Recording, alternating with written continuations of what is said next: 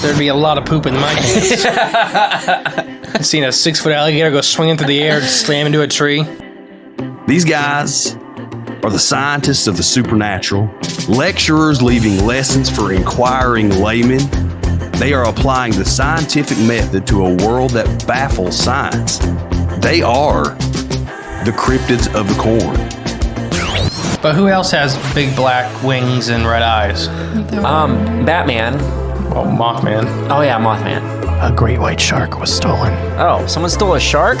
I got stuff for you don't even know about. She's a witch. She turned me into a newt. Who knows?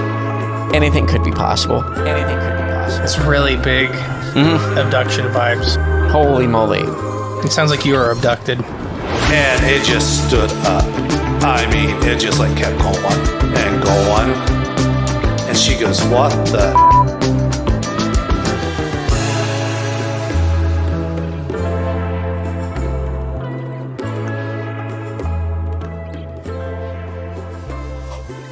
Welcome back to Season 4 finale. Yeah, I've almost said season 5 a lot. I about did too. Season 4 finale. Are you excited? Of Cryptids of the Corn podcast. Oh, yeah. I am the great and powerful and energetic mystery. You sound like knockoff Macho Man Randy Savage You say mystery. that all the time, but everybody at home says I sound like different people. I just hear that. I think it was the, oh yeah. I'm J Clone 37. Woo! Are you excited? Oh. Season 4 finale. Pumped. The big one. We're here. Every time. I don't know what we're going to do for season 5 finale because they keep getting bigger Yeah. and it's killing me. Slowly. Everything is slowly but surely. This has been like 4 weeks of research and I still feel like I'm leaving a lot off the table. We'll let the audience decide. Almost 200 pages. That's a lot. Yeah, you're telling me. And I have to be here for all of it? Yeah. Oh, no. All right. So I'm getting excited. It's finally here. It's finally here. I love season finales. I love the season openers too. To me, they're always special They're fun. because I don't know how we kind of started doing that, but it just is something that means a lot to me to do these heavy hitters and do them like thoroughly and talk about all this stuff. But I have a little bit of front of house stuff since we're going to be doing this for so many episodes. I just want to get some stuff out before, because you're going to be hearing this for like a month. It's a multi-part season finale. It always is. But what is the topic? I'll let you introduce it. Ooh, specifically, Yes. we are going to cover the Uinta Basin. Yes. And as far as a dyslexic person, Okay? this area sucks. Oh, okay. Because Uinta is spelled like unit, Yeah. but it's not spelled like the Utes or Utah or the Uthal tribe, like the Uthal region. Uthal? Yeah. There's a lot of weird like UTH Oh, things okay. here that are all spelled different. Interesting. So for research, it was fun. And there's probably a meaning behind that. Oh, Yeah. It's to make research hard. yes, there you go. Season finale. So we just want to take a second, guys, and tell all of you thank you. Yep. Countless support, the love we get from you guys. It means the world to us to get this far into podcasting. Yeah. I mean, to be nationally ranked, internationally ranked, It's weird. to have so much love, it means the world. I just want to take a second before we really get into this and just say thank you. It's good to acknowledge that. So, yes, thank you, everybody. Because we wouldn't have anything without you guys. That's true.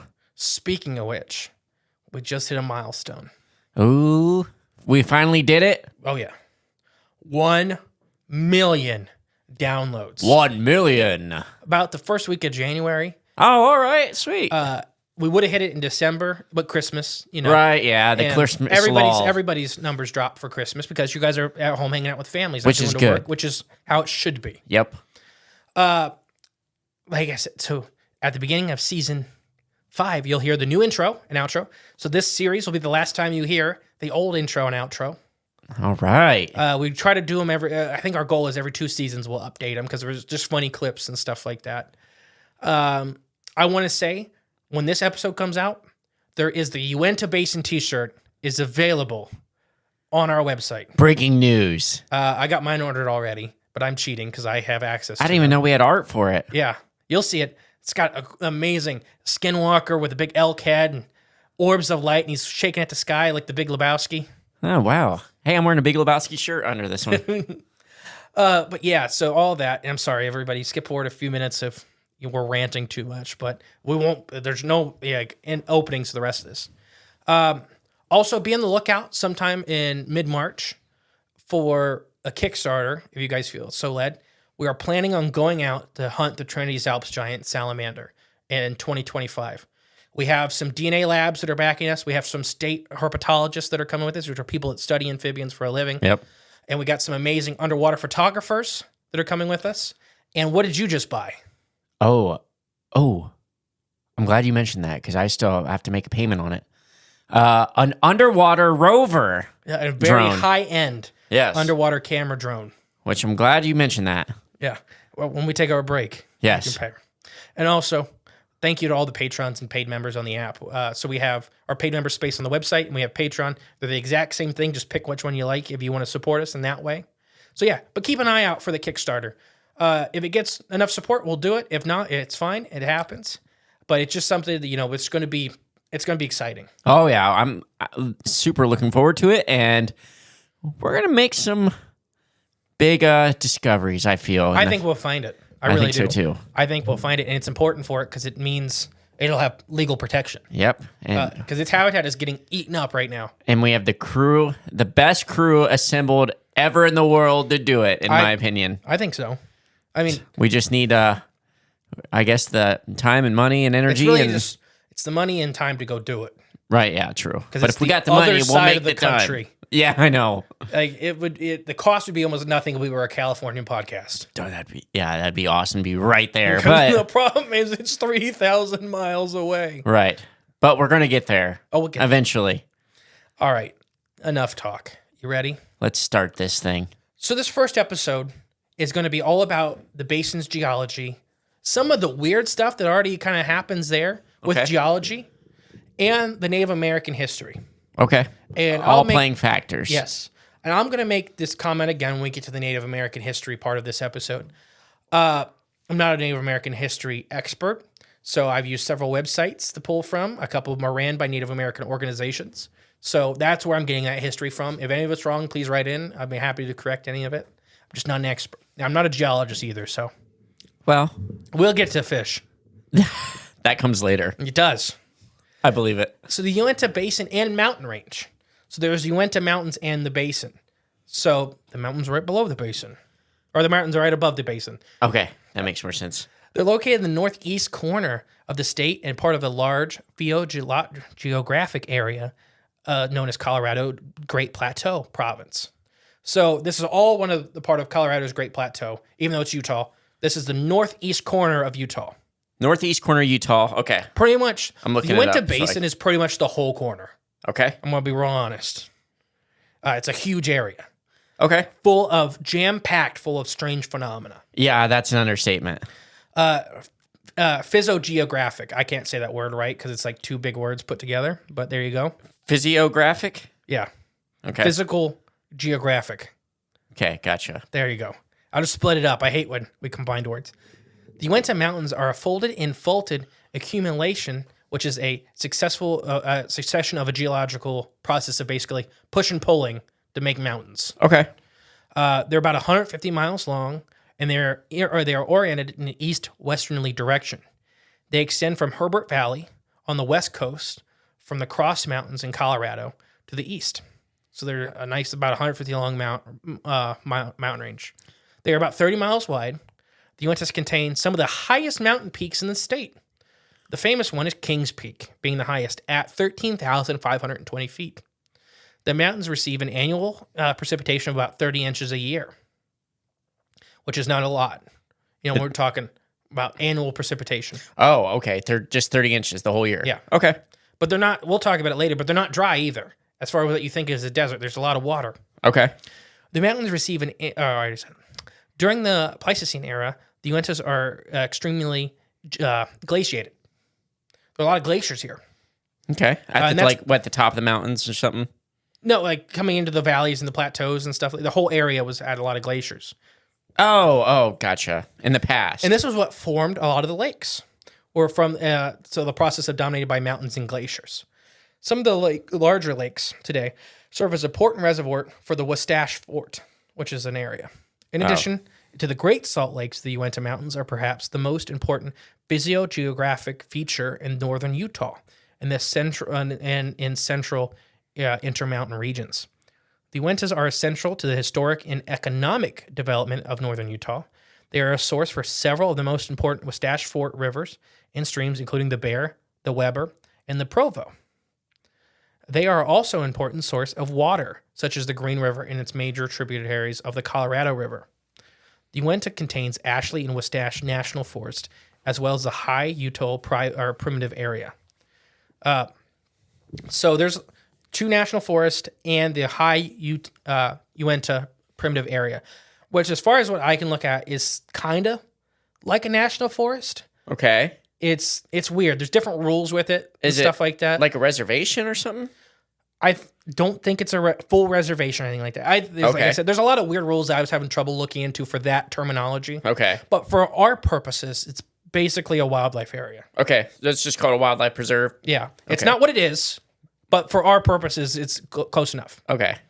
The Uinta Basin lies, like I said, the Uinta Basin lies just south of the Uinta Mountains. Mm-hmm. The southern rim of the basin was formed by the Torvapot Plateau of the Book Cliffs, and the western rim is formed by the Wastash Mountains. The central portion of the basin is at an elevation of about 5,000 to 500,000. From 5,000 to 500, or 5,000 to 5,500 feet. Okay. Dyslexic. Right. Yeah. No, I get it. Oh, question though: what's the difference between a basin and a mountain? Like, where's the? No, basin's low. Okay. Low, flat. Low and flat. Mountains high, tall. High and peaks. Okay. So normally they are co-occurring. Okay. So a basin's a lot bigger than like a valley. Okay. So here, maybe that's where I'm. When we're looking at like on our side of the country, when you go to Appalachian, the mountains, okay, we have a lot of valleys. You can see both sides of the mountains. Right. Yeah. The basin you can't. There's mountains there. Gotcha. And then big, large flats. Flat spot. But there's also plateaus out there, and so that's part of the basin as well. Yeah. Okay. Yes. Asphalt Ridge divides the Utah portion of the basin into 2 unequal parts between Asphalt Ridge and the Utah-Colorado state line in Ashley Valley, named for William H. Ashley, and important for a trader in the region. Okay. Here's a crazy.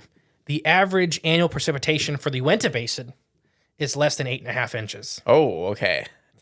That's a lot so less. So the mountains have about 30. Yeah. And they have less than 8. Don't the mountains break up that though? Is that why? What? Like the participation amount?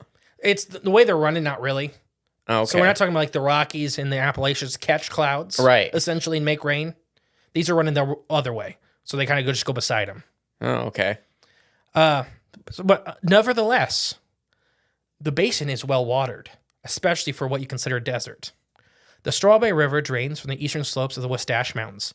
The southern flanks of the Uintas are drained by Current Creek, Dutchess River, the Lake Creek, and the Uinta River, Ashley Creek, and Big and Little Brush Creeks. Okay. So there's a lot of water coming out of the mountains. The basin is full of water. Yeah, okay, makes sense. A lot of rivers and creeks and whatnot. Especially when you kind of look at it, the basin is full of life. There are parts that are it's called scrub desert. Okay. So full of brush and bushes and stuff like that. Typical stuff you think of when desert. But it's definitely, people have this image that deserts are dead. Right, yeah. And they're actually full of life, just very hardy life. Yeah. We would not do well in the desert. A lot of the Native Americans did extremely well. Right. If you know how to survive in it, you're good. Any questions so far? No, Everybody asked for a geology lesson. Yeah, I mean, I think this is important. It's good to get the lay of the land before you really start talking about what's happening on the land. So the southern portion of the basin contains fewer streams and are much smaller in volume to those of the northern portion. So one of the big one is the Ori and the Green are also joined by the Dutchess River and the White River, which flows from the east. Okay. But so there's still water down there, just less than the northern part, because the northern part's closer to the mountains. Right, makes sense. Based on the modified Cooper scale for individual climate zones, the Uintas and the Wastash and the southwest portion of the Book Cliffs are classified as undifferentiated highlands, and the Uinta Basin is as steep. Okay. Those are just type of basically climate zones. You use it when you buy plants in the back of your book. Oh, okay. Gotcha. The basin averages between 80 and 160 frost-free days a year. Okay. Not a lot. No, that's about And that's another misconception with like deserts. a quarter of the year, maybe. Yeah, that's another misconception with deserts. They get cold. Oh, very, yeah. They don't. Yeah, they get really cold. Like freezing, yeah. So at max 160 days is not a lot of frost-free days. No, it's not at all. While the mountains, on average, get much less than 40 free frost days a year. Oh, so it's even worse there. They get about a month in the mountains of no frost. Wow, okay. The mountains are cold Yeah. and full of life. I wonder if they have any cloudberries there. I always wanted to try them. Maybe. The Uinta Basin and mountains possess an abundance of prehistoric remnants as well. The southern district of the Jensen isn't that weird? On the Green River, it's famous for dinosaur quarries. Ooh. The area was first discovered in 1909 by geologist Earl Douglas from the Carnegie Museum. Okay. During the next several years, Douglas and other excavators hauled for the Eastern Museums tons and tons of dinosaur fossils from the Moores Foundation of the Upper Jurassic Age. In 1915, President Woodrow Wilson set aside 80 acres as a national monument. Intensive study and work continues on the Dinosaur National Monument, 9 miles north of Jensen, and thousands of visitors each year. If we ever get out west, I'd like to visit it because it's kind of, as far as the dinosaur quarries go, Yeah. it's one that's not talked about a lot. It's a dinosaur tourist trap. Because there's the Hell Creek Formation is definitely the most famous in the U.S. Okay. Up in the Dakotas. Oh, yeah, for sure. By a mile. But this is one that's still decently famous. Woodrow Wilson saw it as a national monument to preserve. Well, it means it's significant. Yeah. And it's Upper Jurassic, so there's a lot of cool stuff in the Jurassic. And we're going to talk about Paleo-Indian cultures. There's at least 2 sites in the area from 12,000 years ago to 8,500 years ago. Okay. They've been located in the Uinta Basin. The people were primarily hunters of mammoth, bison, and other big game. The cultures there specialized in large game hunting. During the Archaic period, which is 8,500 to 2,500 years ago, the basin was occupied by the Plateau Archaic people. People are gatherers as well as hunters. Most recently, people identified in the Fremont culture have occupied the basin. Okay. And that's their words, not mine. Native Americans don't occupy, they live there. Gotcha. You know what I mean? You're right, yeah. The Azuian culture and the people from the Fremont culture lived in semi-subterranean shelters called caves or kivas. You are right, though. The way they wrote that. Yeah, they occupied this land. They lived there. That's where they lived their whole lives. They were dependent primarily upon corn agriculture and hunting of smaller game and fish. So those are a lot of the ancient Native American cultures that lived there. Mm-hmm. We're going to go a lot into the history of the modern-ish ones that lived there. Okay. The Navajo and the Utes. Yes, the ones we're more used to hearing about. Yeah, definitely, especially when we start talking about the paranormal and the ufological events that are happening in the Uinta Basin. Those are the guys that we're going to talk about. Culture, or any questions so far? No, it's pretty straightforward so far. Learning a lot about this basin. Just some extra history. Father Escamant was an expedition visited the Uinta Basin in September of 1776. Then again, there was a French-Canadian trapper from 1822 to 1840. Basically, and that's actually who some of the stuff was named after. Oh, cool. The Spanish trails are made their fortunes by trapping many of the beaver and trading with the Uinta tribes. The Northern Utes Indian Reservation was established in 1861 by President. The United States opened the reservation for homesteading by non-Native Americans in 1905. Oh, boy. So not good. Yeah. Here in a little bit, you'll hear a lot of the Native Americans, as we know very well, pretty much always get the short end of the stick. Yeah, you think? And they were kind of pitted against each other. Yeah, for a reason. Because it's just, then the U.S. government could come in and kill whoever was left. Exactly. Yeah, I don't like that wording. Oh, here's homesteading land for all you non-Native Americans. It's the reservation that they made a couple decades before. For them, yeah. Now the only people who can live here are not you people. Man, it's like, yeah, the Native Americans made that land pretty nice. All right, let's move in. Yeah. It's ours now. Let them clear the scrub land. Gosh, it's so awful. I had to take a drink. What's your thoughts so far? I mean, it's a lot of the waters and rivers and creeks running through. It's interesting. It's weird. There's a lot of water. Yeah. A lot of wildlife. It's actually a pretty productive area. Right, yeah. Just some modern history. The local economy, once based on agriculture and mining, has diversified. Energy extraction and tourism are now the major industries. In order to move oil out of the region, a new railroad was proposed and constructed in the basin. In addition, the Utah State University operates branch campus at Vernal and Roosevelt, extending educational opportunities in the previous underserved region of Utah. So Roosevelt and Vernal are high hitters, and when we start talking about stuff, when we get to UFOs and stuff like that, I'm going to say those names a lot. Okay. Any questions? No. Let's keep going. Yeah, let's power through this So educational episode. people had a lot of questions about the geology of this, and I'm going into that a little more. If it gets too much, you just let me know. Okay. Because I didn't know how much people wanted. Well, if I have questions, When I asked, that's what everybody said was geology. The Uinta Basin was formed from geological subterranean basins and are the source of commercial oil and gas production. Right now, there's not a whole lot of oil and gas being pulled out of there. Yeah, I wonder why. There's several reasons. There's also a separation of the Pleistocene Basin by the Douglas Creek Arch. Both basins are formed during the Lidiment Oligarchy, which is just a geological time frame. There's a lot. Don't know what this means. But no, it's just there's everything from Cretaceous stuff here, the Green River Formation, Jurassic. So you get everything from there's a lot of dinosaur times preserved here. Yes. Was this area it wasn't under the glacier, right? The basin was. The mountains weren't. Okay. So yeah, there were glaciers sitting here. It does get extremely cold. Okay.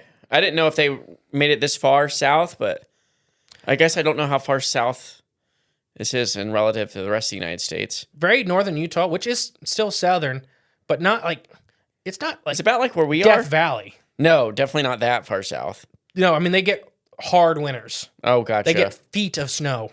Oh, Death Valley? No, not Death Valley. Here. Okay. You were throwing me off right there. No, drilling, like I said, oil in 1948. Oil was discovered from the Plesiozoic portion of the basin in Ashley Valley. Trinity discovered in the following year at Roosevelt. In the Red Wash Fields and the Duchess's Field in 1951. The Bluebell Fields were discovered in 1967. And the Anton Fields were discovered in 1970. A lot of oil pulled out for a long period of time. Okay.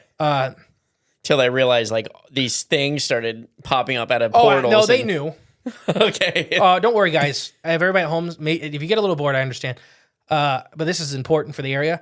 There's a lot of stuff bad happening here. Oh, yeah. But I'm it's like you said, we'll get to that soon. Oil companies, there's tons and tons of oil fields. And this is still a very poor area. A lot of the people there are extreme poverty. Okay. So it's like pockets of like West Virginia and stuff where it's yes.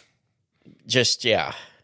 They had boom because of oil and coal. This out here was oil and gas. And then, once it started dying down, they just left all these people out there in the desert. Right, with nothing, yeah. And then... No, we're going, bye. The Native Americans are already screwed. You're right, yeah. Ready for the first kind of weird thing? All right. Meteorites. Okay. I got two things to say about this. We're going to go into a lot of the history. There's a lot of meteors that hit here.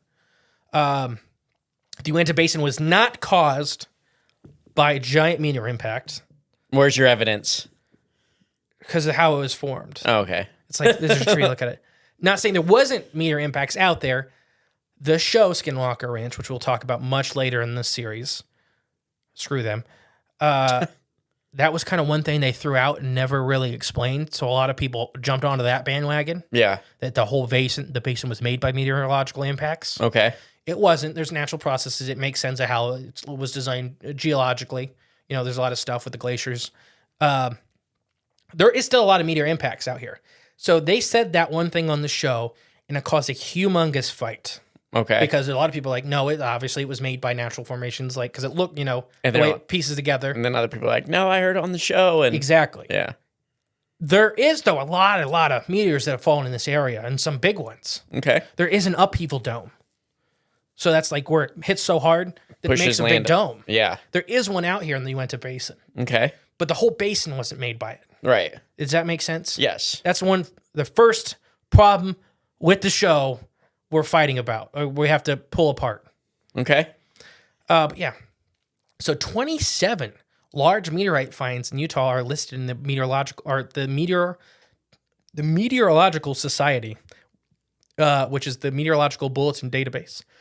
Most likely, they are meteors there have been found in falls in Utah that have not been reported. So this number is just the big guys. Okay. Meteorites number in neighborhood state range anywhere from 231 in New Mexico and 8 in Idaho. Okay. So this is right up there by Idaho, Wyoming. Yeah, that corner. Yeah, in Colorado, but the very northern end of Colorado. Yes. So this is very cold up here. They think the reason why they're being underreported is the lack of people. That makes sense. I mean, Wyoming's the least populated state in the whole country. And a lot of the ones that are being caught here, Salt Lake City is right on the edge of the Uinta Basin. Okay. It's, very close by. So they think that's why the 27 have been seen, as most of them have been seen from Salt Lake, and they go out and find them. Okay, makes sense. There's more people. Yeah. Most of Utah's meteorites are stony and iron types. Stony meteorites are the most diverse group of meteorites, though. They come from a parent body of a planetoid material, not unlike Earth. They did no differentiating layers such as core, mantle, and crust. Iron meteorites are much more familiar meteorites. They are heavy because they are mainly composed of iron-nickel alloy. They do not weather very fast. They are not easily fragmented when they fall. And unlike stony meteorites, they are metallic. Okay. So stony meteorites are very hard to find. Because They just Earth. You're right. It seems like they would break up, be more brittle coming in. They're brittle. The materials are very familiar to Earth materials. Okay. Because there are other planetoid bodies. Yeah. Like from the asteroid belt, which was the planet, in our solar system. So a lot of that stuff is planet material. Okay. So when it falls to Earth, it's very hard to tell from the other rocks out in the desert unless it's still smoking. Right, yeah. That's a big indicator. The metallic meteorites are really a lot easier to find because they're Big just chunk of big metal. chunk of metal, and it, or you take a magnet out there. And There's a lot of careers out here hunting small meteorites. That'd be kind of cool. One, I think the size of like a basketball which is rare, Yeah. but it's worth like $2 or $3 million Gosh dang. because it contains all kinds of stuff. The little guys are worth a couple $100 each. I want to be a meteorite hunter. That sounds like There are cool... people out there, but they get eaten by dogman. Oh, well, yeah, I don't want It's that part. it's a high risk career. Yeah, it's like those Alaskan crab fishermen. Yeah. So sorry, where was I? Iron meteorites are much failure. They are heavy. They don't break apart. Iron meteorites come from core material of indifferential bodies. So 5 iron meteorites have been found in the Utah. The iron meteorites that are found near Delta, Utah, are classified as the 9th heaviest meteorite ever found in the USA. Wow. It was the big one, and it was the upheaval dome. The 9th heaviest, huh? Yeah, I'll try to remember to post a picture on Facebook on the day it comes out Wednesday. There's a pickaxe beside it. It's like the size of a person. The meteor. Yeah, Okay. it's very That's neat pretty looking. big. So I'll just read you some. I have weights and just all of them. Salt Lake City meteorite is so the Salt Lake City meteorite is the name of it. It was a stony type. It fell in 1869. Ooh. Weighed about 2 pounds. It was found between Salt Lake City and Echo in Summit County. That's the one that was the 9th heaviest? No. I was going to say 2 pounds? No, I'm just reading through the meteorites that have been found out there. Gotcha. Okay. The Duchess meteorite, which is the heart of the Uinta Basin, was an iron-type meteorite, and it was 50 pounds. Ooh. It's found 31 miles northwest of Duchess on Mount Tabby in Dutchess County. The selenium meteorite was an iron-type, 1908. It was about half a pound. It was a very weathered mass in a ball of metallic core material found in the Purvitt Mountains in Sevier County. But yeah, there's a bunch of them. I'll see. There's some heavy ones. The Othora meteorite was an iron one in 1932, 48 pounds. Dang. It was found on the beaches of Moon Lake in Dutchess County. Ooh. I kind of want to go to this place just for the names. They just sounds inviting. And it's not. Believe me. But I have a whole episode in the season finale. This is not a good place to be. Duchess Creek, Moon Lake. It just. Here's one for you. The Drum Mountain meteorite was an iron meteorite, weighed 1,100 pounds. At the time, it was the 9th heaviest in the U.S. found on the basalt in Madrid County, or Millard County, I'm sorry. 1,100 pounds. Yeah. That's and it's insane. the size of a person. Yeah. So that just tell you how dense it is. That's the upheaval dome guy. He smacked hard. That's big. That's a big piece 1944. What else was falling out of the sky in 1944? Nazis and UFOs. Yeah, Foo Fighters. Yeah, I'm just skipping around. But they happen fairly regularly. Sometimes every year where big ones are found. And sometimes they go decades without being seen. Don't you think it's kind of odd, though, that meteors are just happen to be landing in this one space? They fall all over the country. Right, yeah. But no, it's definitely odd that a bunch of larger meteorites. Right. Just drawn to this one area. I wonder why. It is odd. That may be an episode 5 question. So if you're listening right now, make a mental note for the future of that point right there. So there's several impact craters in this area. There's the Upheaval Dome, which is in Canyonlands National Parks, which is just a little bit south of the Uinta Basin. Okay. There's the Beaverhead crater, which is Montana, Idaho, north of the Uinta Basin. There's the Barringer crater, which is Arizona, on just the side of the Uinta Basin, or the south side of the Uinta Basin. Yeah. And the Cloud Creek crater, Wyoming, known for only its drilling records. They never found the meteorite. Okay. But a big hole. Okay. Big old hole. Alaskan bullworm. There you go. Yeah. But so there's this small area, relatively speaking, that has several extremely large impact craters, but the Uinta Basin as a whole has one. Yeah. Which is the biggest one on the list. The Upheaval Dome is the biggest. And it has tons of large meteorites. By large, I mean, bigger than a baseball. Yeah. Because technically, I think it's like 11,000 meteorites hit the Earth a year that actually make it to surface level. Something like that. But most of them are like the size of rice and stuff, by the time they get to Earth. And because, mostly everything burns up in the atmosphere, right? Yeah. Or fragments, yeah. Okay. Okay. Any questions about that? Meteorites. It poses questions, but I don't think we have answers yet. So there's not with the Uinta. There's tons of UFO sightings that co-occur with these. Some of them probably are the meteorite itself. Mm-hmm. Others are days or weeks after, but it's continuous. Okay. And when we get to UFOs, we'll get there. There's just a lot of paranormal stuff associated with meteors hitting the ground, whether it's them activating something in the ground from the impact. Yeah. Their own makeup causing stuff to happen, or just the sheer, energy transfer. Because there's a lot of energy transfer from it smack on the Earth. Right, yeah, I'd say so. That could trigger something. Yeah. So I'm just saying, I don't know what is causing that. Right. But there is a lot of paranormal activity that gets sparked up from meteor impact. It could, just hit the ground so hard, create an energy vortex, and merge dimensions. And that's where Mothman comes from. You ever seen that video? Here's our first big side tangent for the season finale. You ever seen that video of if a sewing needle was going light speed and hit the Earth, what would happen? I don't think so. It is crazy. I highly suggest you look it up. Because it just shows you how speed is a much bigger factor than mass. Yes. You ever seen the video of the assassin, like these Japanese assassins that could take a sewing needle and literally throw it through a pane of glass? Yes. It's insane. So this needle would turn the Earth inside out because it didn't even give the crust a chance to break. It just kind of pulled it through. Oh. Because it was hitting so hard and so fast. A needle? Light speed, though. Yeah. We're talking the fastest, as far as we know, the fastest moving thing in the universe. Right.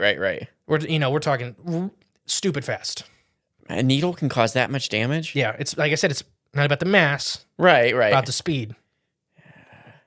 Anyways. I guess if a guy can throw it through a pane of glass. Let's talk about the weirdest part of geology in the Uinta Basin. So, magnetic anomalies. Yes. And gravitational anomalies. Very odd here. I want to explain the difference real fast. Okay, good idea. gravitational anomalies are much more common than magnetic anomalies in Earth as a whole. You done yawning? That's just a lot of information to... I'm listening. So gravitational anomalies are much more common in Earth as a whole than magnetic anomalies. Okay. Without cause. Like magnetic anomalies, when you're around a bunch of magnets or iron or something like that. Well, that makes sense, yeah. Gravitational is literally the pull of the Earth that can be affected by void spaces or liquid below. Or several other things. Those are the two common ones. They're often used, gravitational anomalies are often used to find oil deposits. Oh, really? Yeah, because there's a big cavity missing. So the Earth has essentially less mass. I didn't know that. So it's a slight dip in the pool. Right, yeah. So they'll use that to find oil deposits. Wow, okay. Magnetic anomalies are a much broader category to where it can cause the compass to spin. It's literally an anomaly in the Earth's electromagnetic field to actual magnet pulling or repelling. Is that what causes, you know, we're seeing where people are walking around looking for water and they got what do they call it, the dowsing rods? There is, some people claim that is what is the actual effect, is gravitational anomalies are actually pulling the rods together. Oh, okay. We had a well dug by that at the old house. I've seen it works. Yeah, I just wonder why. But in my opinion, also, where we're at in Ohio, just dig a well. There's water all below us. Well, yeah, true. Yeah. This is really the depth. But no, so before I go into that, I wanted to explain the differences because I've seen them lumped together or people misuse the term. And like I said, I'm not a geologist. These are the rough definitions of these terms, right? As far as layman understanding. I think it is just important to know that there is a difference. There is a difference because I've seen them interchanged. Yeah, and they're definitely very different things. I had so much trouble. We're going to talk about NASA through the whole thing. NASA did a super huge magnetic and gravitational anomaly study in the Uinta Basin. Yes. The Uinta Basin. Just there. NASA has 3 labs out there that they don't list anywhere. Which is odd, ain't it? I had to, this was pulling teeth to find this information. Yeah.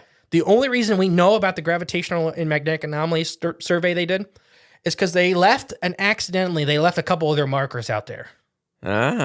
Which is they literally put a concrete slab in the dirt with a metal disc on it. That said NASA? That says NASA Gravitational Survey X year.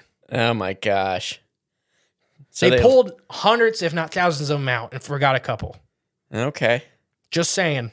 They didn't dot all their I's and cross all their T's on that one. And there's some more, either what you could call it pseudoscience or more paranormal studies with both of these types of things that can maybe cause paranormal activity. But so I have the abstract of the study. As a result of gravitational magnetic survey of the Uinta Mountains and surrounding areas are presented and discussed, the relatively high Bollinger anomaly, which is gravitational, over the core of its range and low anomalies over the flanking basins are caused by what most likely is low density sedimentary rock in the basin. A density map and the isotope map of the Trinity section of the construction of the gravitational data, which is the general agreement of known geology. So before I keep reading, I just want to cover that. Yeah. What they said basically is the basin itself has a high anomaly rate compared to the basin surrounding it. Okay. So already they've admitted that that's weird. They said it's because it must have low density sedimentary rock in the basin. That's their explanation. Yes. Okay. And that may explain gravitational but not magnetic. Okay. Anomaly. This means free air anomaly, which is they have their it's a +8 MGAL, which is their way of measuring it. Okay. Shows the area, which includes the basin, in approximately an isostatic equilibrium. That means Bollinger anomaly of a negative 122 MGAL corresponds to the metallic depth of 50 kilometers. A large negative magnetic anomaly is associated with the main structure of the range. Okay. Let me reread that. Yes, please Keep in mind, this is a lot. A large negative magnetic anomaly is associated with the main structure of the range. That means the center of the Uinta Basin. Right. Has a super huge negative anomaly, which has been interpreted as having been caused by a bathospheric incursion of low subsequent rock. Basically, a bunch of light rock. Okay. By upwarding of a Kerr's isonormic isothermic, requiring a minimum thermal granulation of 27 degrees Celsius at about 1 kilometer down. So it's like an upheaval. Warmer? Yeah, they think it was an upheaval of low density material that is causing this from the Earth's core. Or the Earth's mantle, I'm sorry. So this could have been like an old, maybe ancient like volcano spot? Or one that never was formed. Right, never made it to the surface. Was never fully birthed. Yeah. That is the speculation. Okay. Another one is it's suspected that a decrease caused by tectonic stress may be causing these anomalies. A positive magnetic anomaly is also associated with the fault line at the east end of the basin that corresponds with a high-density rock that shows up in the gravitational data. So they have gravitational anomalies through the whole basin. Whether you're in the mountains, which is really odd. Okay. For gravitational anomalies, they're normally in the flat areas because you find the oil and the gas and such. Right. They have a supersized negative anomaly in the center of the basin, which they have interpreted in 2 different ways. And as far as my research, nobody has given a hard answer. As to why? Nobody's staking a claim that this is what's causing, which is, as far as science goes, weird. Normally there's somebody out there that's pretty hard-nosed about one way or the other. Oh, heck yeah. So there's 2 possibilities. The one on the positive magnetic anomaly, is right on the fault line. Okay. Which, to me, is a little weird. It should be a negative anomaly, but I'm not a geologist. Don't fully maybe understand that. So what's your thoughts on that? Like I said, that's the abstract of the whole study. I will try to remember to post the whole study, but it's through the NASA logs, and it sucks to go through. Well, anybody that read any of the upper biological surveys NASA did would understand it is stupid the way they hide. Like, I don't know if it's purposeful hiding or if it's bureaucrat, stuff. Yeah, just the way they write down information or collect information. Maybe I didn't explain it. Did I say Bollinger is the gravitational anomaly? Like, that's the way they test for it. Okay. I mentioned it earlier, the Bollinger system. Yes, you did, yeah. That's what it is. Okay. I don't like saying something, not explaining what it means. Gotcha. I mean, it is odd, and I'm kind of, if they did need like core samples to find out what did they do that then? Like, to see what rock is actually under them? No, because you can't get past the abstract on NASA's website. Okay. It's locked. It's behind a paywall. Okay, gotcha. I mean, I'd be interested to know what the actual rock is So this is the abstract. This is a whole study. This is a small version of the whole study. So they only have interpretations of data. Right. It sounds all like speculation. Like it is all speculation. Yeah. So they have tons of gravitational anomalies. The only thing weird about the gravitational anomalies, besides one thing I'll tell you here in a second, is that they're also in the mountains. Right. It's not just super weird. Not just beholden to the basin. A weird thing for the magnetic anomalies is they're supersized. Yeah. And there's a big negative one dead center. Right. Which is super weird as far as what I can find, because they're normally not huge unless. Yeah. So it's just, they're weird. It's all just weird thing that I wish, maybe a geologist could explain to us a little better. What if it was back like way ancient times, prehistory? If it was just an ancient super volcano, that the mountains were the rim of it. And it's just odd to me that you're going to the non-conspiratorial angle first. It is, ain't it? Because I was going to say it was the ant people living down there.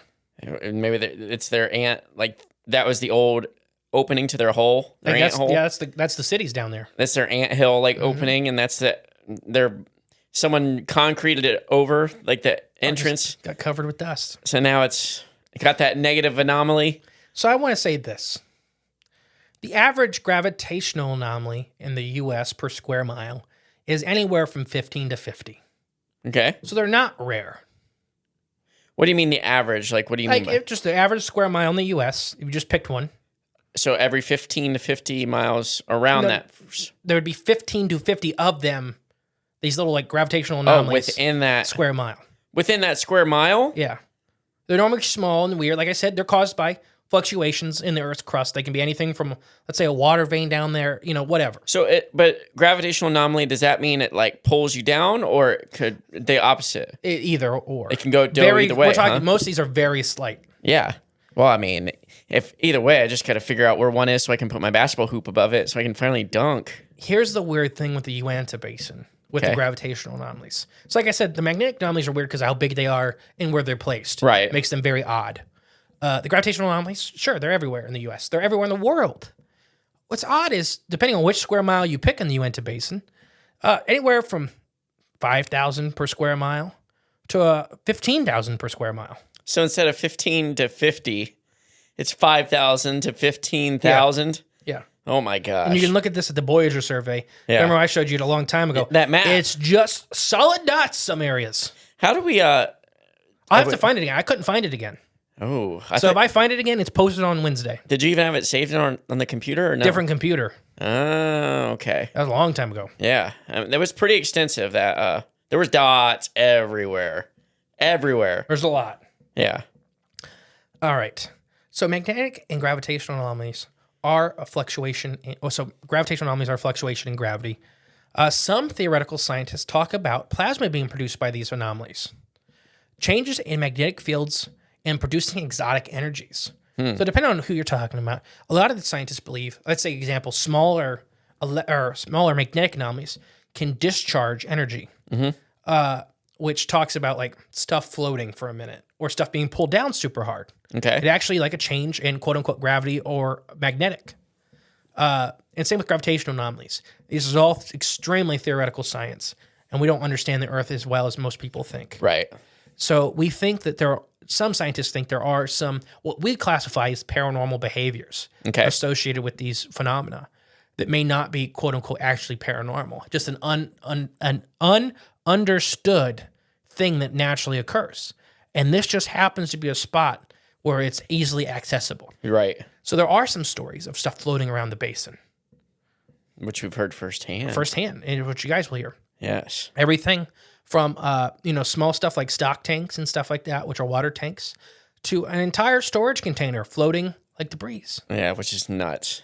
So that could be that. And then some of the orbs and stuff that are seen could be plasma discharges from these anomalies. Like I said it once again, I'll say it one more time, not a geologist.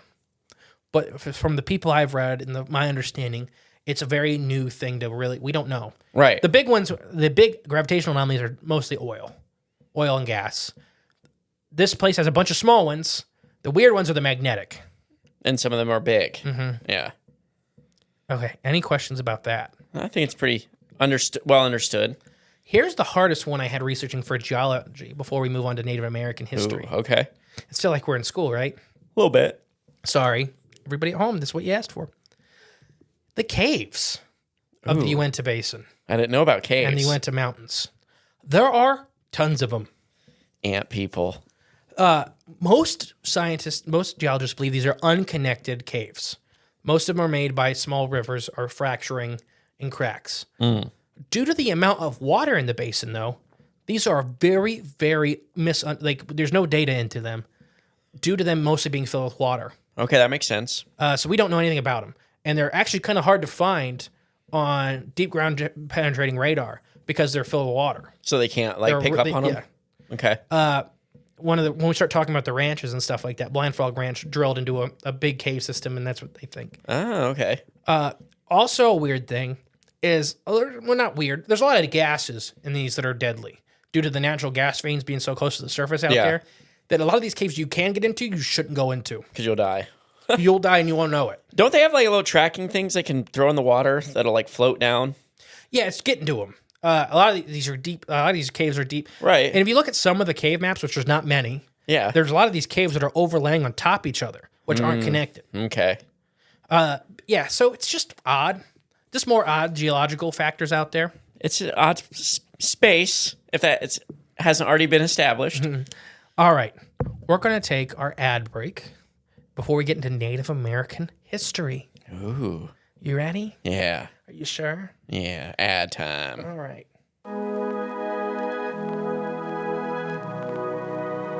How do you like it so far? It's interesting. Good. Informative. You're not too bored, are you? No, not too bored. Bored like wood. I hate you. Tell everyone that.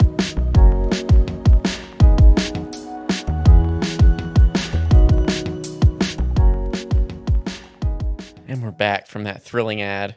Yes. Buy whatever product there, or if you skipped it, good for you. Yes, please do. All right. Once again, going into Native American history and cultures.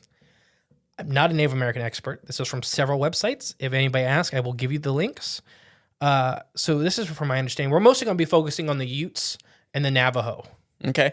Which don't have a very good history with each other. Not very friendly to each other? Well, it may have not been their faults, but yeah, it was, yeah. Not good. Yeah. Okay. So like I said, during the Ethio-historic period, which is about 1300 AD to present, the Utah Basin has been occupied by the Utah Utes, which is like the Uinta, I guess, which is a band of Utes. It's like a tribe Sect. of Utes. Yes. Okay. Gotcha. The basin was also occasionally visited by northern and northwestern Shoshone tribes, Ooh, the Shoshone. which I apologized like a year ago. I accidentally said Shoeshine. I don't know why. The basin at one time was a rich provider of food and clothing for the Ute Indians. And this is their words, not mine.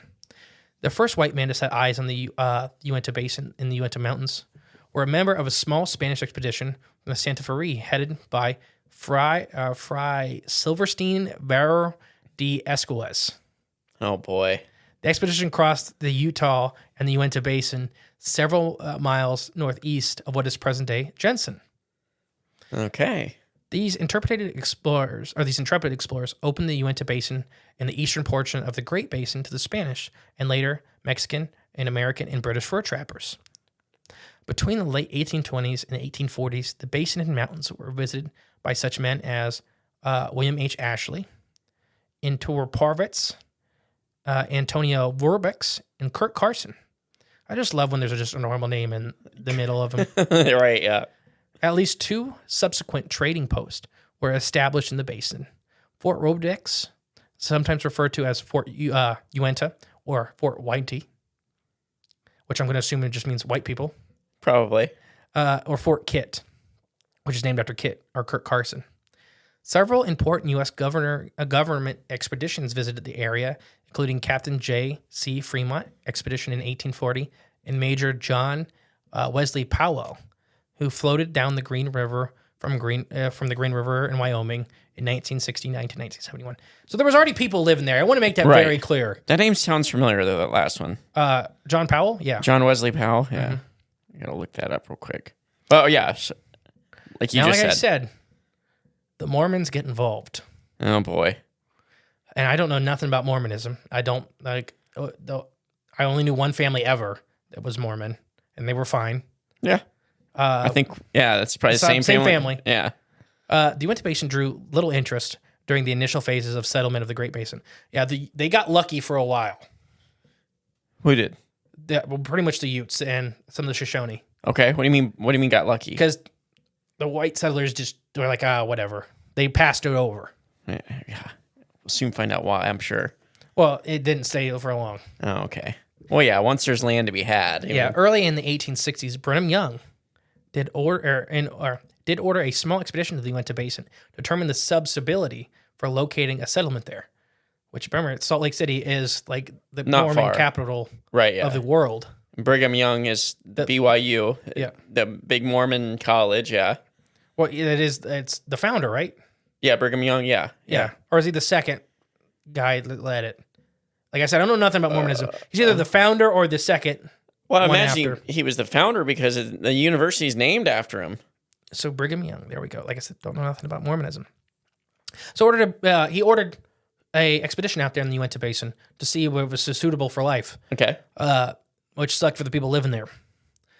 Upon the expedition's return, the Desert News reported the expedition had found little there, and the basin was vastly contiguous of waste and valueless except for nomadic purposes, hunting grounds for Indians that hold the world together. Okay. So what's that mean? Basically, it's worthless for white people. It's good for the Native Americans. Okay. That hold the world together? Hunting grounds for the Indians to hold the world together. Yeah. Okay. Basically, so they don't go extinct. Okay. Like it's theirs. Okay. Soon after, though, most of the Uinta Basin was set aside by President proclamation for an Indian reservation. It was not until the late 1860s, however, that most of the Utes residing in Utah Valley and areas south of there were relocated to the new Indian reservation. I'm sure willingly. Yes, I'm sure. So all the we'll get into the Uinta with the Ute tribe on history and Navajo history separately, but this is kind of where they start coming together. They're like forced to be together. So the Utes already were there in the Uinta Basin. Okay. There was just a small pocket of the Utes. A bunch of the Utes were rounded up and shoved into the Uinta Basin Okay. because a lot of the white people around were like, it's useless. Put all the Indians there. Put them there, yeah. Gosh. Sometimes I hate learning about history. Yeah. So a second temporary Indian reservation located south of present-day Ori was established in 1882 following the Meeker incident in western Colorado in 1879. The two reservations encompassed about 3.5 million acres, much of which was semi-arid today for the Utes, the White River Utes. The Umbercumbridge Utes occupy only a small fraction of their former reservation lands. Okay. They don't have much of what the 3.5 million acres that was set aside. That they used to, yeah. Much smaller now. Yeah. However, the courts have granted the Utes greater legal jurisdiction over the land, which was once their original Indian reservation. They have fought back and got some of it back recently. Oh, all right. Unlike the other settlements in Utah, Ashley Valley was not called by Mormon. Unlike other settlements in Utah, Ashley Valley was not called by Mormon leaders to be settled. Beginning in the early 1870s, Mormon ranchers and other whites from the Indian reservation or from around the Indian reservation began filtering into Ashley Valley, which first served as an excellent summer feeding grounds for the herds of cattle, which sucked for the Native Americans. That'll be said a lot, many more times. Because the problem is they're herding all their cattle there to feed on the ground that they're hunting on. Yeah, that's not good. Cows will win over deer and buffalo. Yeah, oh, for sure. By 1880, there was a permanent population significantly large enough in Utah County to be established as a legal territory. Okay. There was enough white people there to call it a place. Gotcha. Within a decade, so glistenite and other asphalt materials were discovered in Utah County on the eastern edge of both the Indian reservations. Oh, so more resources what we need now. They're like, huh, Oh, well. you guys got this stuff. You use it for anything? No. How about you move out again? Yeah. National and local pressure soon mounted to have the two Indian reservations opened up for white development. Oh, boy. However, it was not until the passage of the Dewey's Act of 1887 where federal means were established for both Utah Basin Indian reservations to be opened. So it took to 1887. The government held on to be like, no, it's their land till about a year and a half later. Yeah. Didn't take long. In 1898, following an effective campaign by national and local mining interests, the Upper Hinge, that's a weird word, Indian reservation was thrown open to miners and settlers. So more. Okay. The Uinta reservation followed the next summer in 1905. After allotting 160 acres were made for each adult man who married an Indian. Less amounts were allotted to single males or women who took in orphan children. Okay. The Native Americans. Yeah. Basically, if you married a Native American, you got extra land inside their land. So not only are they forcing them out, now they're breeding them out. Oh, man. What? No. Yeah, it sounds like it. You sounded Canadian right there. No. No way. Oh, wait, that was the other dude. Never mind. It gets so bad. In August of 1905, thousands of potential homesteaders rushed from Grand Junction, Colorado, to Vernal, Prince Provo, Utah, to register for the land draw.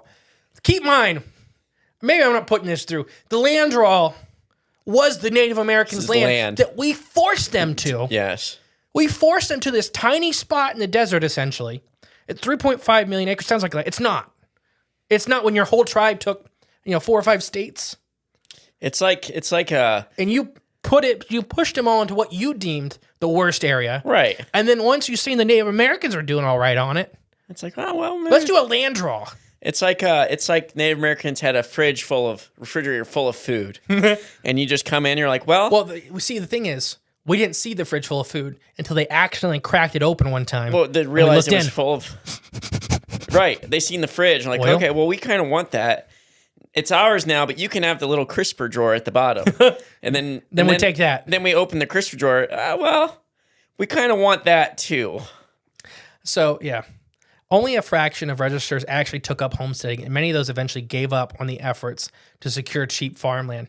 A sizable portion of the Strawberry Valley, which is in the middle of the Uinta Basin, was reserved for the reclamation process. So later on, they started giving back some land that they were like, whatever the white people didn't want, you can have back. Whatever probably these cursed demons are like on this land. You can have that part. And some also some land located along the foothills and southern flanks of the Uintas were reserved for Indian grazing grounds. Okay. Oh, yeah, they can have the part, where that ball of lightning keeps forming and killing all of our cows. They can have that. Where everybody's dead. Yeah, basically, yes. So the Uinta Basin was then subsequently frequented by economic booms and bust cycles. So they'd find something there. It's the same thing with the gold rush. Yeah. Do you know who made the most money off the gold rushes? The people selling mining equipment. That's not even a joke. That makes sense, though. So yeah, it had a lot of boom bust cycles. For the most part, this is contributed with the discovery and development of various natural resources, coupled by national and international economic conditions. The first of these cycles were a rush of the fur-bearing animals in the 1820s and 1840s. After they were all killed, they left. I thought you were about to say the rush of the fur-bearing trout. No. The following next cycle was the glycemite and other asphalt materials. And then that fell after they took them all. Yep. Basically left big holes in the ground. And then commercial oil production started in 1948. Through the 70s. Which is not fully exploited until the 70s, which increased the price of crude oil. Yep. Then it turned to several pivotal and public ventures to develop an inexpensive process of separating the oil, shale, and tar sands. They basically built the the separating operations out there in the desert because all the chemicals in there sucked and were dangerous. Yeah. So let's build it where all these people that can't afford to leave live. Force them to stay there. Yeah. Yeah, so also the economic health of the Uinta Basin has fallen sharply of late. The development of water sources such as the Wastash Fort has been yet another economic stimulus, but this too has been only temporary. There is little that remains of the Uinta Basin as far as economic flourishment. What does remain is a small population based of white and Native Americans, supposedly supported by a very fragile economy based on agriculture and, if not very little, tourism. The Uinta Basin contains what remains of a shadow of the Wastash Mountains and the Wastash Fort. Okay. So, yeah. The next thing, it may be a little redundant, but I pulled another article to explain why maybe the Utes and the Navajo don't care for each other very much. Okay. That modern day, I don't think it matters. I'm talking a little bit in history. All right.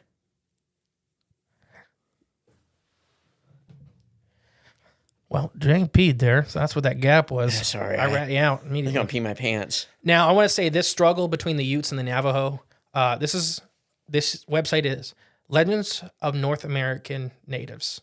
Okay. It's the website. They are mostly ran, from what I can see, by Native Americans themselves. Which is good. So that's where I get this information from. Okay. So a big thing that we'll talk about in the next following episodes is this whole thing of on the path of the skinwalker. It's said in the documentaries, it's said on the TV show, it's said in all the literature. I had so much trouble finding where that term comes from. Okay. And the skinwalker is a Navajo legend. So that's where the name comes from? Yes. Okay. Well, that's the white man translated version of the name. Okay, understood. But it's the Navajo legend. But the people that are interviewed talking about the skinwalker are almost all Utes. Okay, so there can be some... We'll get there. Okay. So what I'm saying is the Navajo do not talk about the skinwalker. It's their legend. They believe talking about him brings them in. The Utes are terrified of the skinwalker because of this conflict we're going to talk about. Okay. I just want to get that out there. It's just a thing because I keep hearing people say in the path of the skinwalker and I couldn't find it for the longest time, but finally found it. So the Indians or Native Americans have been that around the ranch area, specifically Skinwalker Ranch, but the whole area says it's on the path of the Skinwalker. And for that reason, they have been long forbidden to go anywhere near the property or the area. The Skinwalker is a malevolent shapeshifting witch of the Navajo people. And witch is a unisex term in their Witch. culture. You're talking witch? Yeah. Okay. which is a unisex term. It can be man, woman. Actually, most skinwalkers seem to be male. Okay. Which is what the Ute people have taken extremely seriously. So Southern Ute Native Americans in 1904, but before the Utes moved to the reservation, they were extremely fierce and warlike people that were primarily living in Utah, Colorado, and New Mexico. Okay. We've talked about some tribes were much more, heavily in war and some were not. Right. At one time, the Ute and the Navajo fought together against their common enemies. However, when the Utes first acquired horses from the Spanish, it didn't go good for the Utes. When the Utes first acquired horses from the Spanish, it didn't go good for the Navajos. Navajo. Okay, that makes more sense. They began abducting tons of Navajo people, mostly targeting women and children, to be sold into the slave market in New Mexico to the Spanish. Oh, geez. Okay. So later during the Civil War, some Utes band together at Kurt Carson in a military campaign against the Navajo people. This ended with the Navajo being expelled from their lands and forced to march to the reservation in Fort Summers, New Mexico, called the Long Walk of the Navajo.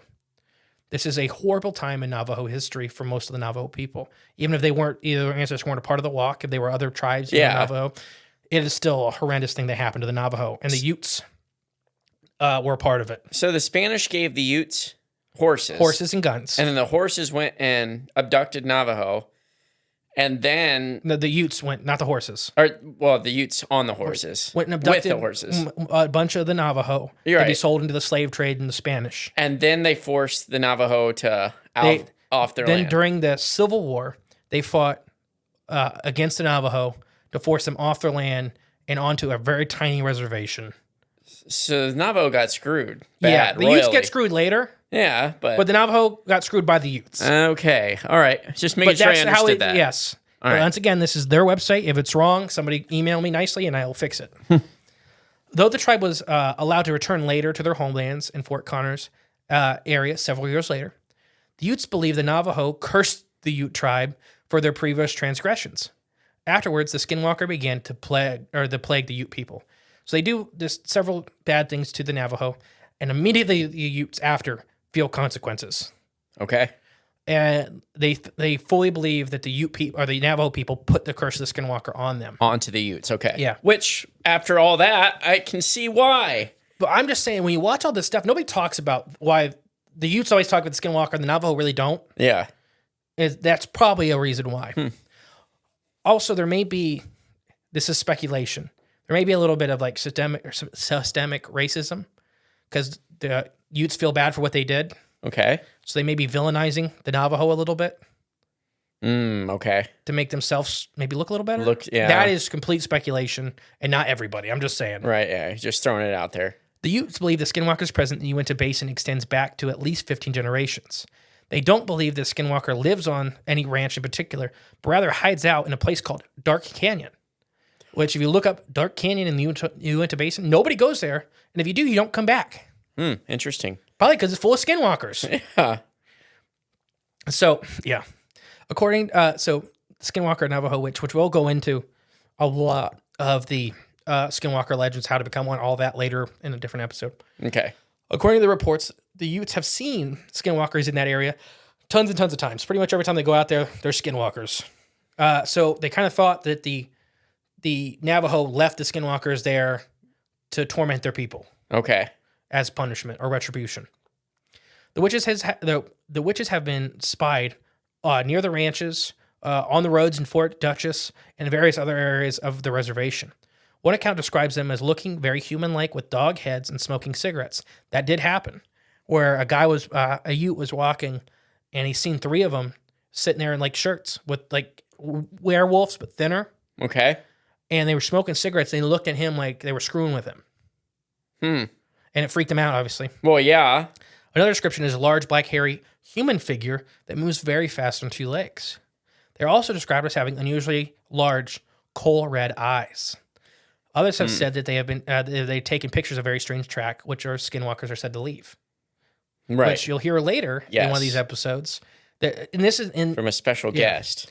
So I just had to put that out there, is because I thought it was weird doing research. I could find tons of Utes talking about Skinwalkers.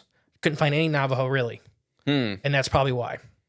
the systemic racism is just a thought that may be out there for some of the old time. I'm not saying anybody out there today is doing any of that. Right. I'm talking about how the legend started a long time ago. Right, yeah. It's because the Utes trapped a lot of the Navajo, sold them into slavery. And then them. They moved them off their lands in the Civil War. So might as well just continue to blame and so them for then the everything. Navajo turned back and cursed them. Right, yeah. Yeah. So any questions? I got a whole bunch of stuff about the Utes and the Navajo. But yeah, any questions about that so far? I mean, if all is true, like the legend says, it makes a lot of sense. It sure does. As far as, Navajo being distraught, being ripped off their land, being tormented. And the Utes are almost wiped out too. Right. After the Civil War. Right, after, yeah. But leading up to it, because after the Civil War, there were very few Utes left. Right. Most of them lived in Utah and Colorado. The Ute tribe reservation in the Uinta Basin at the turn of the century, in the 18th and 19th century, was just down to 3,500 members. Ooh. So immediately after the war with the Navajo, wasn't many left. Yeah. But that wasn't the only war on this land, which we'll talk about all the wars that have happened here. Okay. Everything from Blackfoot to all kinds of different tribes have just been fighting here. Out here. It's a bad area. But yeah, they were down to basically 10,000 members after the Civil War. Okay. As a whole tribe. Yeah. They got very low. And that was after the tribes all combined pretty much. They were forced in one spot. Yeah. The Utes had control of most of the Southwest. Okay. If you look at maps of their distribution and stuff like that, it was huge. It was humongous. Huge. But they were a subdivision. They started off as a subdivision of a numeric speaking branch of Uto-Aztecian language family. Okay. So the Utes kind of have their history back to the Aztecs. Wow, I didn't know that. Well, there's a bunch of Aztec stuff in the Uinta Basin. Interesting. And they think what some of the Aztec legends may have been about Utah. Oh, like what took place there. Yeah. Well, hopefully they weren't doing all the major human sacrifices they were doing down in Mexico City. Wasn't that the Aztecs? I'm not. I don't know. Okay. I'm not going to pretend I know. I think it was. The Ute Trail, later called the Old Spanish Trail, was a trade route between San Francisco, California, through Colorado and Utah. It was later used by European explorers in the West. The Utes are definitely one of the tribes that didn't fight back a lot. Okay. With the white people. Because at first it was a good relationship. The Spanish were the first ones that kind of traded with them pretty fairly. Yeah. Like I said, didn't go good for any Native American after. No, it never. Nothing ever did. Nothing ever did. Ever since we showed up. So a lot of there's a lot of pictographs in the Uinta Basin that are still being found to this day. Oh. On the plateaus, they would have amphitheaters, natural amphitheaters, and there would be pictographs found there. I was watching some videos of some Ute experts and some Ute people themselves going out, and they would just kind of walk around the basins, and they would look at the plateaus and kind of look for these spots. They're like, that's pretty much what you look for. You look for the spot, the natural amphitheater, you'll find stuff there.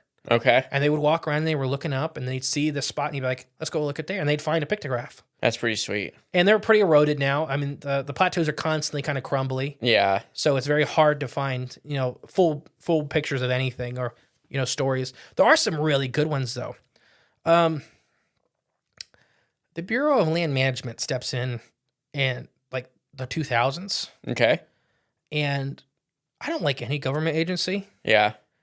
But they locked up a lot of the pictographs of the Ute people. Didn't we just talk about the Bureau of Land Management, like on a recent episode? I don't think we did. We don't think we did? Pretty No. sure we did. Not us. Oh, yeah. I think it was overheard in the studio. So the 5 tribes correlation, which is this in the Utah Mountain Utes and other reservations, they have this like tons of these pictographs in this area.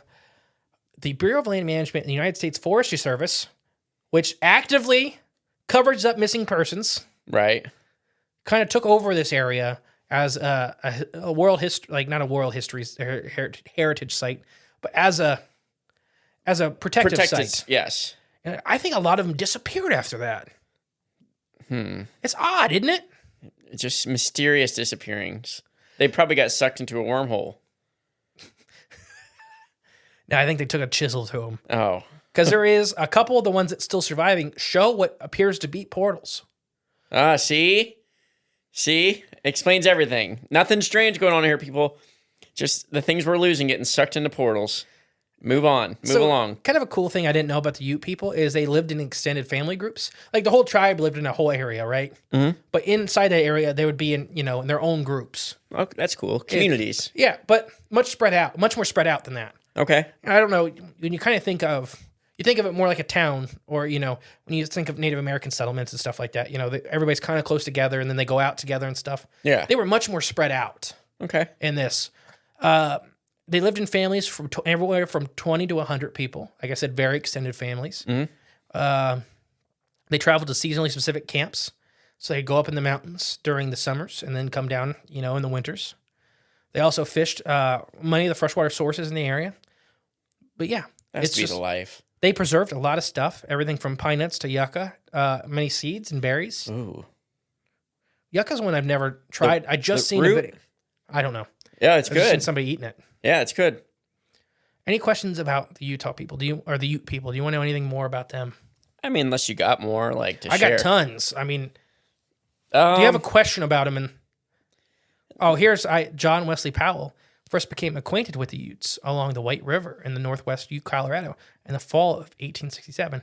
During his 5-year expedition, he photographed Jack Hillier, captured this photograph of a young girl accompanied by a warrior, and they're on horseback, painted with yellow and black stripes, and they're marked for battle.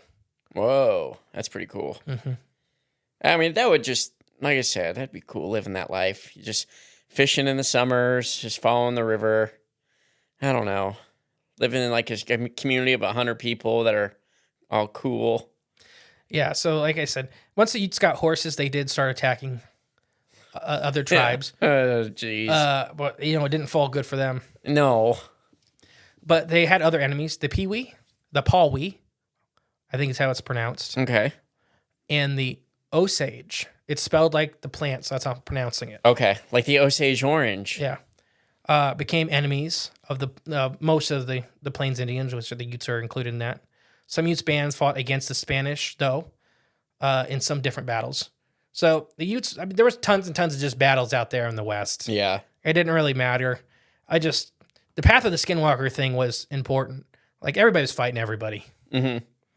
It's important to know that, too. Like, because it's the path of the Skinwalker is said so much and nobody ever talks about it.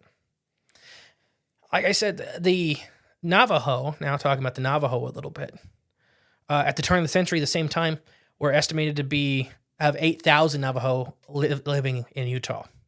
So they had a little more Navajo actually living in Utah than the Utes did at the time. okay. And that's probably because the Utes were decimated so fast after the Civil War. Yeah. But yeah. Really dropped their numbers. So the Utes and Navajo all live out there. The Navajo came from the north, moving down. Okay. So they were much more north-oriented tribe.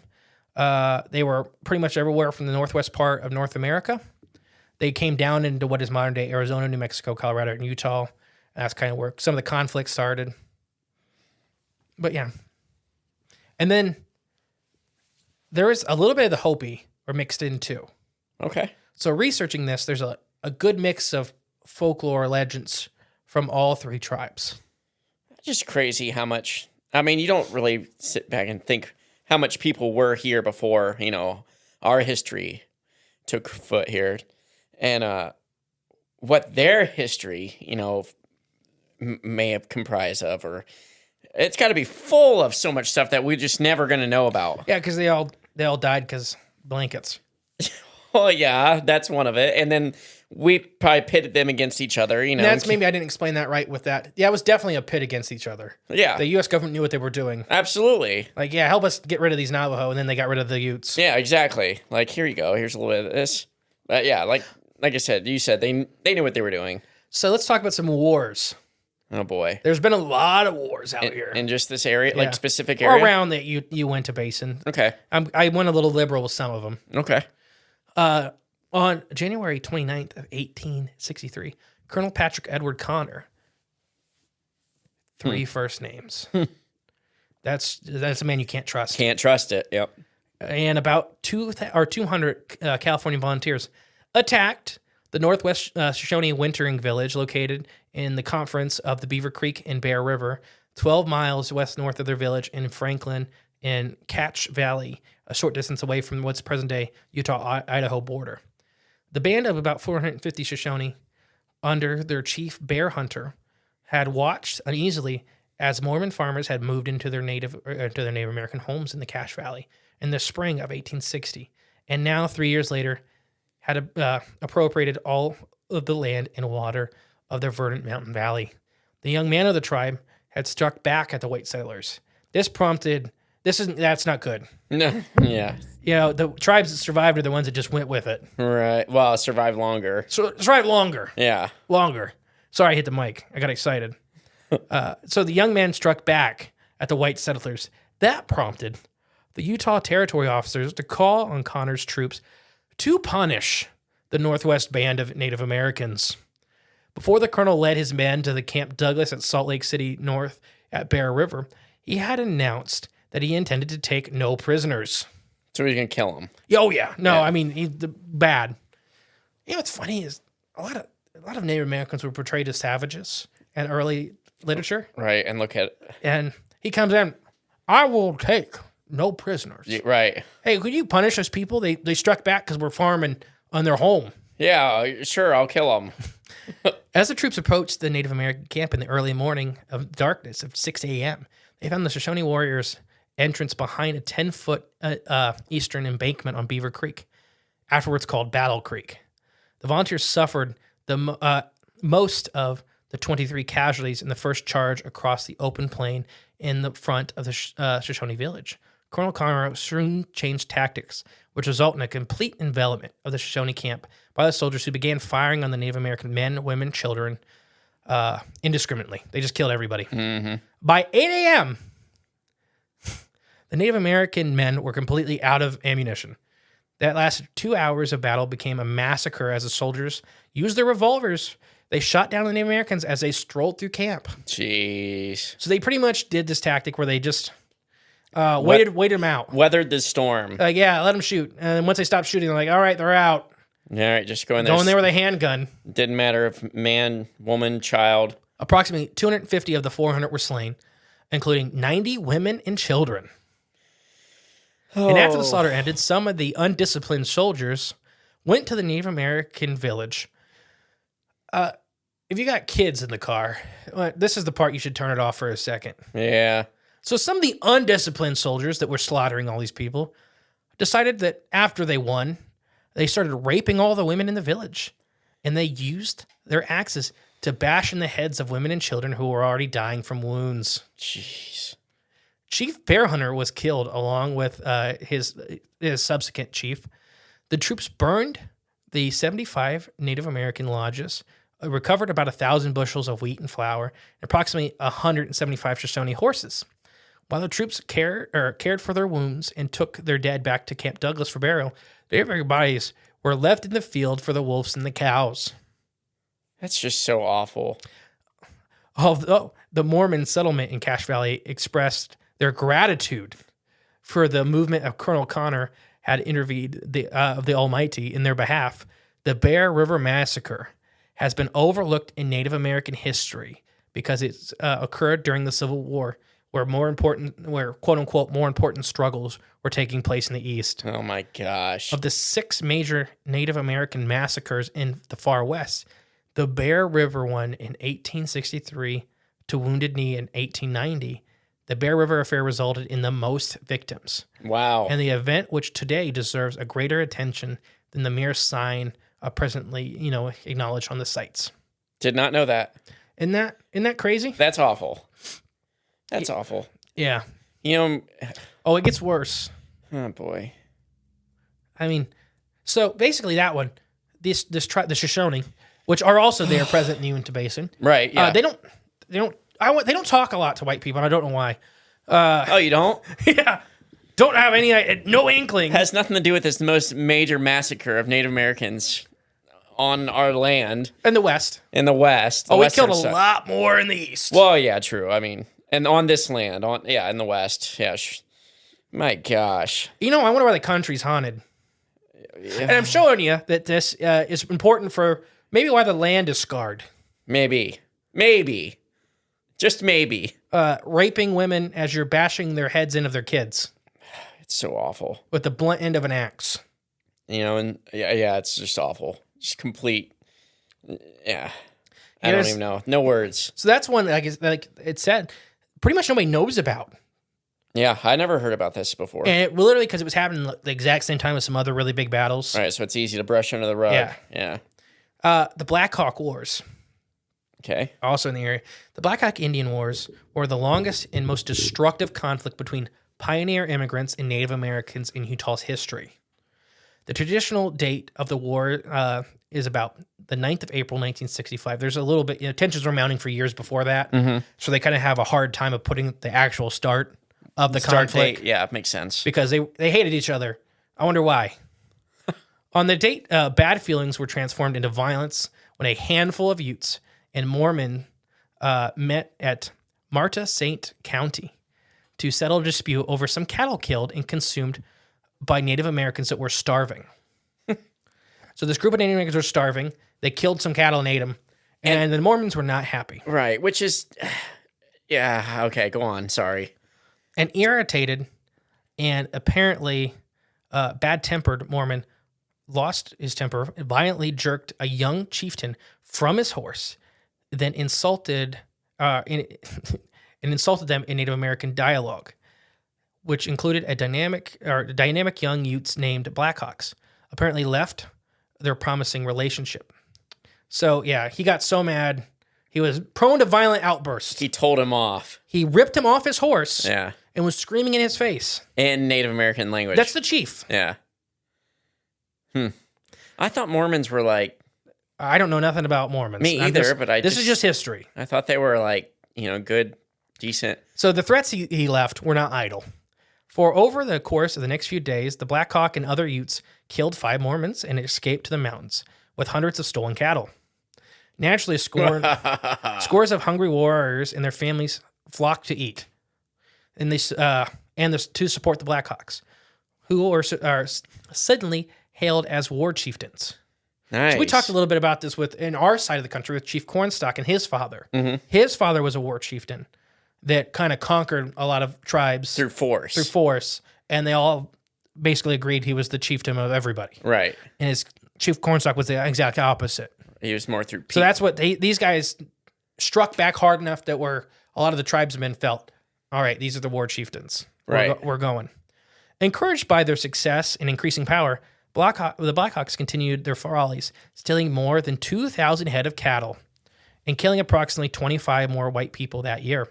The young Utes by no means had the support of all the Native Americans in the area. A bunch of them were saying, don't do that.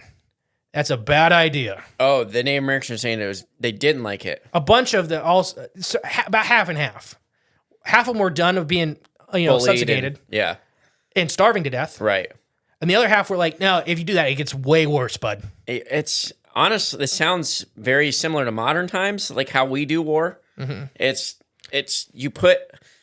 you make these people like the ones that are going out to kill, like these leaders, killing the Mormon people and taking back what they feel they were wronged, and then that gives people a reason to support them because they're defending their spot in history, their spot in that land or whatever.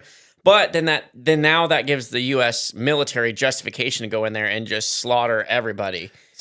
So this young Ute chieftain, like I said, by no means had the support of everybody, all the Native Americans in Utah. Yeah. But his success did unite fractions of Ute, Paiute, right, and Navajo tribesmen who formed a very loose confidence bent on purging Mormons through their territory. Yeah. Cattle were the main objective of the Blackhawks' offenses. By travelers, herdsmen, and settlers were massacred when it was convenient. Okay. Rough estimates indicate that 70 white people were killed during this conflict. The year of 1965 to 1967 were by far the most intense of the conflict. Whoa. What year? 18. Okay. 1865 to 1867. Whoa, wait. And I guess a Mormon, you're not supposed to call them Mormons, Latter-day Saints, I think. but that's what the article's calling him. So that's what I was going with. So Latter-day Saints considered themselves in a state of open warfare against the Native Americans. They built scores of forts and deserted dozens of settlements, with hundreds of Mormon militiamen chasing these their adversaries into the wilderness with trying, but they had little success. They were questioned. Federal troops were upheated for 8 years, unable to distinguish guilty and friendly Native Americans. They frustrated the Mormons at time, so they started indiscriminately killing everybody. Yep, exactly. Including a lot of women and children. Yep.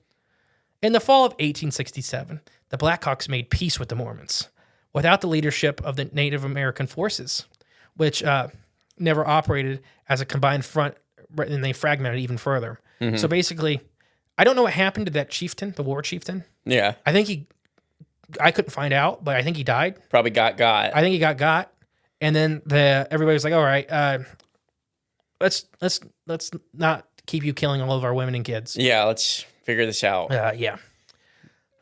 So intermediate ratings and killings, however, continued all the way up until 1872, when 200 federal troops were finally ordered to step in. Yep, here it comes. This is called an extermination. A genocide.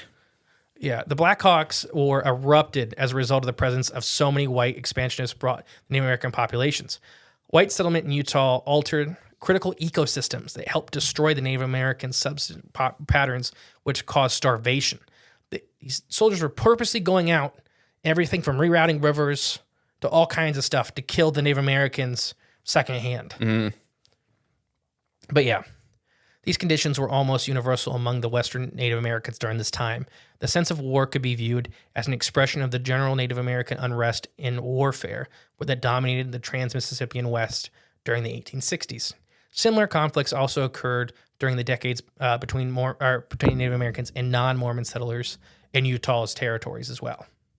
This is just kind of the famous one is between the Mormons, which were in the Utah Native Americans. Man, I just did not know there was this war between natives and the Mormon. So after the Blackhawk Wars are unique among this era's Western Indian Wars, as the existence between the United States government and the LDS Church, which Latter-day Saints, provided the Utah's natives with an opportunity to pursue their hostile activities for an extended period of time without incurring a swift and destructive military reprisal suffering by any other group. So what they're saying is this lasted a little longer than most of the other ones. It's probably because it was in the middle of nowhere. Yeah. Because they were killing the rest of the Native Americans pretty much the second they killed a white person. Gosh, yeah. Yeah. Okay, so a lot of trauma in this there's area. There's still more. Mm-hmm. This was a part of the Blackhawk Wars, but the Circleville Massacre was another massacre. Basically, it started with... it was the actual start of that battle. Okay. There was a massacre in there where dozens, if not hundreds, of Native Americans were killed pretty much indiscriminately. Yeah. They just didn't care. Literal genocide. The Walker War, although the Utes worked out accommodations of sorts with the Mormon immigrants in the area, the settlers occupied the lands the Utes used for hunting and gathering, along with Mormons attempting to suppress the New Mexican trade route, to disrupt the Ute economy and society. So the Paiutes were trying to be chill. Okay. Because they knew it wasn't good. Right. Well, that's like, all right, we'll coexist. But the Mormons were destroying the Utes' hunting grounds, and collecting grounds, and society. Yeah. In their economy, their trade they were doing with the Spanish through the South. Okay. With such high combustible tinder laid, which is just saying all the hate. All this stuff leading up to a seemingly isolated spark set the territory afire with war. On July 17th of 1853, several Utes were trading with James Iverson near their home in Springville when Iverson, irritated in a disruption between the Ute man and his wife over her failure to strike a good bargain. Ivan tried to prevent the couple in a competition from carrying the dispute into his cabin. In the insulting melee, Ivan killed one of the men, revealing a Walkerson's name, Shower Akot, is the Native American man's name. I'm trying. Okay. It's spelled like shower, but I don't think it's pronounced like shower. Yeah. Who knows? So, under orders of Colonel George A. Smith, Captain Stephen S. Perry of the Springville Militia, led the next day to the Walker's camp 5 miles up Harrison Canyon to try to mollify the outraged Ute tribe. Perry discussed the matter with the Utes for a time. Then, when he and his troops realized that they risked death at their hands of the infringed Utes, they beat a hasty retreat. Okay. So first they try to go up and So they sent Steve Perry to negotiate. Yep. From Journey. The Walker bargained with the settlers, demanding the usual numeric retributions, the death of 1 Euro-American. So a death of a white guy. Yes, because they killed one of their own. All right. So an eye for an eye. Yep. Fair. The settlers refused, obviously, to pay the price. And the two Warrican associated chiefs, Aperian and Warishit, Shaka Warrican? no, Oh. opposed compensation, taking some of their fellows to Payason. They killed a general named Alexander Nee. Recognizing that Nee's death would bring the wrath of the Mormon settlement on his followers, Warrican led his people to fight in Payason Canyon. On their way, they fired on settlers' cabins and stole over 20 head of cattle and 6 horses. So basically, they wouldn't pay their tribute or their retributions. So they're like, well, they're going to come kill us because they killed a guy. Right. They're going to come fight. We don't want them to fight at the homestead. We're going to take them into this canyon and fight. Okay. Let's see how this ended. So General Wells apparently recognized the gravity of this clash, deciding to return the bloodshed of 1849 and 1850. Wells ordered Coven to disband his troops and act entirely on the defensive, quote unquote. Before he received the order, however, Conover had sent out a parole to attack the Ute camps in the eastern Mount Pleasant. And the militiamen killed 6 Native Americans in the skirmish. Okay. Yep. After receiving Wells' orders, they appeared to return to the Ute Valley. By the meantime, Wells and a young man issued further orders to anticipate even more through disarrangement, ordering General George A. Smith to assume command of all units of the Salt Lake County and instructed the settlers to abandon small outlying settlements because they were going to war. Mm-hmm. So basically, the short version. This one's a big, long one. In October 2nd of 1853, after 8 of the 9 Utes that were a part of the original skirmish came forth seeking protection, a group of townspeople slaughtered them all like dogs. Jeez. And they reported the murders as deaths in the skirmish. Okay, just casualties of war. Yeah, they actually started. I mean, this one's a big one. I'm just going to kind of start. It lasts for a couple years. Dang. They kill hundreds. Yeah. Most of the time, it's, once again, men, women, children. That's funny, what you just said. What? Most of the time, it's men, women, or children. I meant women and children. Yeah, I figured that's what you meant. But yeah, I mean, I don't. They left the non-binary natives alone. There you go. They didn't touch them. That's the end of part 1. Wow. Okay, so that ended on a dark note. Season finale. Yay. No, so I don't know. That's where the research took me. There's just a lot of bloodshed in this area. Well, let's just the whole episode. Quick scope of the whole thing. We have the ground. The ground is itself. evil. Well, and there's been a lot of blood on it. That's true. That part, yes. So the ground. I wonder why there's so much stuff out there. Well, like you said, it's geological anomalies. There is really, and honestly, there's a lot of weird things with the geology, which apparently draws in meteorites and things like that to land here, and a lot of weird phenomena to occur here. Whether it be ball lightning or whether it be figures of dark entity, hairy, upright running figures. Just a lot of anomalous things. And we found out where the Path of Skinwalker term comes from. Because I've seen that everywhere, and it bothered me so much I couldn't find it. Where it and then originated. Once I found out why, I was like, okay, that's why nobody talks about it. Makes sense. And yeah, we find out the natives that lived here, the conflict that happened between lot of conflict. and then the conflict between them and the Mormons and white people in general. Just the new people moving in. So I don't have a good number of people before the Mormons settled. The reason the Mormons are so prevalent is they settled Utah. Right, yeah. So that's why they're so prevalent. It could have been any other group of white people. But they were the chosen. They were the ones there. For that land, and, yeah. They're like well, never mind. I better not. So, yeah, a lot of cracked skulls of kids. Yeah. That to me doesn't do well for the psychological environment. Which it's still happening today, like modern day. Like it's. So think back all the way to season 1 finale. We did the same thing. Talked about the same thing. All the wars that started in Point Pleasant. Yeah. All the bloodshed. Whether, some of it was Native American on Native American conflict like this, and some of it was Native American and white settler conflict like this. Yeah. A lot of the Native Americans were just like, hey, don't fight back. It's not good. Right, we see what happens. So is war man influence, or is it a product of the environment? See, that's what I was getting to at the end of this episode. Is this the cause of the paranormal activity, or is this a symptom? Stay tuned for the rest of the season 4 finale. Season 4 finale. Yeah. I have been the great and powerful Mr. E. And I've been J Clone 37. We'll catch you next week, guys, with more of the Uinta Basin spookiness. Bye. Thank you for listening to Cryptids of the Corn podcast. Please share with a friend you think would like us. It's the best way to help our show grow. Leave a comment, rate us, a 5-star review, and remember, there is always extra content on Patreon/CryptidsOfTheCorn.com. And don't forget, stay magical.